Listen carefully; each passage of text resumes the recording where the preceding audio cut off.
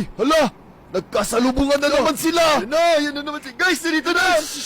Ay, ganda na sana ng araw ko, kaso may bobo sa dinadaanan ko. Sapol! Kung makapagsalita, parang hindi ako ang nag-check ng test paper niya na 2/50. Bogs! Bugok na itlog pala to eh! Hirap talaga kapag walang utak.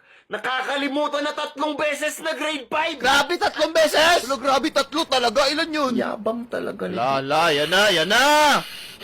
Kaninong sabon to? Kung pabobohan lang naman ang pinag-uusapan dito, alam mo ba ang sagot? Sa height ko plus height mo? Yung sabon may bulbol! Eh di ako pa rin ang pinili ni Annalyn. Yan na, personalan na, ito na!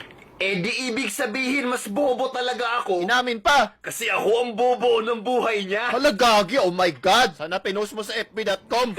Ikaw huwag mong dinadamay dito yung girlfriend ko, ha?